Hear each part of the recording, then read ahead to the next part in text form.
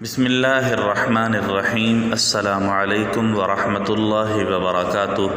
محمد طاہر، زاویہ school system, Gulgasht colony, Multan سے۔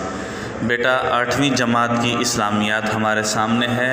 باب صوم کا سبق نمبر 8 انداز تربیت و تبلیغ ہم پڑھ رہے ہیں۔ آج اس کے تفصیلی سوال نمبر 4 اور 5 کے حوالے سے ہم بات کریں گے، اور انشاءاللہ پھر اس کے بعد مختصر سوالات پر بات ہوگی۔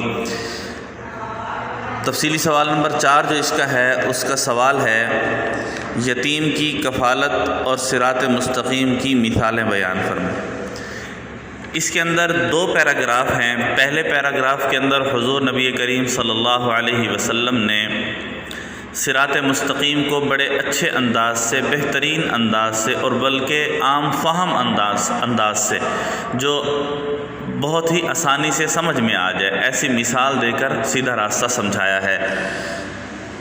رسول اللہ صلی اللہ علیہ وسلم نے ایک سیدھی لکیر کھینچی جو ایک خاص منزل کی طرف سیدھی جا رہی ہے، اور اس کا راستہ بڑی آسانی اور کامیابی سے طے ہو رہا ہے، اور اس سے ہٹ کر نبی کریم صلی اللہ علیہ وسلم نے ایک آڑی ترچھی لکیر کھینچی اور دکھایا کہ ان کے ذریعے انسان کو منزل مقصود حاصل نہیں ہو سکتی۔ ٹیڑھے میڑھے جو راستے ہوتے ہیں ان کے ذریعے سے منزل مقصود حاصل نہیں ہو سکتی۔ سیدھا راستہ ایک ہے، اس کے ذریعے منزل مقصود تک پہنچنا، جہاں ہم پہنچنا چاہتے ہیں وہاں پہنچنا سیدھے راستے کے ذریعے آسان ہے۔ تو رسول اللہ صلی اللہ علیہ وسلم نے سلامتی والا سیدھا راستہ بڑی آسانی کے ساتھ سمجھا دیا، ایک مثال کے ذریعے سمجھا دیا۔ اسی طرح دوسرے پیراگراف کے اندر حضور صلی اللہ علیہ وسلم نے یتیم کی کفالت کے بارے میں فرمایا کہ یتیم کی کفالت کرنے والا، یتیم کے سر پر دست شفقت رکھنے والا، یتیم کی ہر لحاظ سے اس کی ضروریات کا خیال رکھنے والا، جنت میں حضور نبی کریم صلی اللہ علیہ وسلم کے قریب ہوگا۔ اور آپ صلی اللہ علیہ وسلم نے دو انگلیاں اشارہ کر کے فرمائیں کہ یہ جیسے 2 انگلیاں قریب ہیں، جنت میں جو ہے وہ یتیم کی کفالت کرنے والا میرے ساتھ ایسے ہی قریب ہوگا۔ 5واں جو تفصیلی سوال ہے اس کا دیکھیں، رسول اللہ صلی اللہ علیہ وسلم کے انداز تربیت اور تبلیغ کے نمایاں خد و خال بیان کریں۔ آپ صلی اللہ علیہ وسلم کیسے تبلیغ فرمایا کرتے تھے؟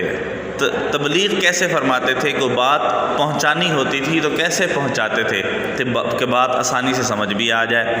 تو اس کے لیے دیکھیں، رسول اللہ صلی اللہ علیہ وسلم کسی بات کو سمجھانا چاہتے، کسی بات پر زور دینا ہوتا تو ایک جملے کو بار بار دہراتے تھے۔ بات کی مناسبت سے، جس طرح اس بات کی اہمیت ہوتی، اس انداز سے آواز اور لہجے میں تیزی یا نرمی اختیار فرماتے۔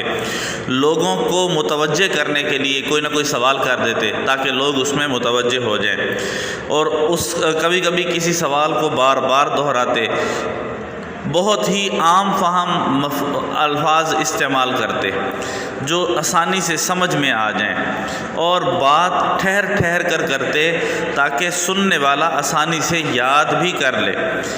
الفاظ ضرورت سے نہ زیادہ ہوتے تھے نہ کم ہوتے تھے، اور آپ صلی اللہ علیہ وسلم گفتگو میں عام طور پر مسکراہٹ کے ساتھ گفتگو فرماتے تھے۔ مسکراہٹ شامل ہوتی تھی گفتگو کے دوران۔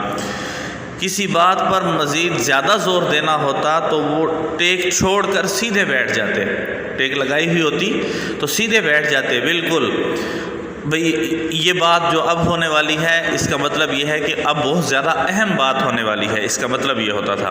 بہرحال آپ صلی اللہ علیہ وسلم بہت احسن انداز سے، بہترین انداز سے بات کو پہنچاتے تھے تاکہ سننے والے کو سمجھنے میں آسانی ہو جائے اور اس بات کو وہ یاد کر لے، ذہن نشین کر لے۔ یہ تو ہماری تفصیلی سوالات کے اوپر بات تھی۔ مختصر سوالات اس کے 5 کتاب کے اندر موجود ہیں، لکھے ہوئے ہیں، آپ دیکھ لیں گے، اور اس کے تقریباً ہم نے 17 سوال کرنے ہیں۔ 17 سوالات ہیں، 5 اس میں موجود ہیں، باقی 12 میں آپ کو بتا دیتا ہوں۔ 6واں سوال اس کا یہ ہے کہ تبلیغ کے لفظی معنی کیا ہیں؟ 7واں سوال ہے تبلیغ اسلام سے کیا مراد ہے؟ 8واں سوال ہے تبلیغ اسلام کے لیے ہم کون سا لفظ استعمال کرتے ہیں اور اس کا کیا مفہوم ہے؟ 9واں سوال ہے آپ صلی اللہ علیہ وسلم نے دین کے بارے میں کیا فرمایا؟ 10واں سوال ہے خیر خواہی کا دائرہ کہاں تک پھیلا ہوا ہے؟ 11واں سوال خیر خواہی کی انتہا کیا ہے؟ 12واں سوال خیر خواہی کے بارے میں اللہ نے کیا فرمایا؟ 13واں سوال کہ آپ صلی اللہ علیہ وسلم کو کسی بات پر زور دینا ہوتا تو آپ صلی اللہ علیہ وسلم کیا طریقہ اختیار فرماتے؟ اور 14واں سوال مبلغ اور مربی کے لیے اپنے سیرت اور اخلاق کیا ہونے چاہیے؟ 15واں سوال مبلغ کو کس وقت گفتگو کرنی چاہیے؟ 16واں سوال مبلغ کو اپنی گفتگو کا آغاز کیسا کرنا چاہیے؟ اور 17واں سوال ہے مبلغ کی گفتگو کیسی ہونی چاہیے؟ یہ 17 سوالات ہیں، 5 کتاب میں لکھے ہوئے ہیں، اور اس کے علاوہ جو 12 سوالات ہیں اضافی مختصر سوالات وہ میں نے آپ کو بتا دیے ہیں۔ یہ آپ اپنے پاس سوالات نوٹ کر لیں گے، اس کے جوابات آپ کو انشاءاللہ نوٹس کی صورت میں، تصویر کی صورت میں بھیج دیے جائیں گے۔ ٹھیک ہے بیٹا، اللہ حافظ، السلام علیکم ورحمۃ اللہ وبرکاتہ۔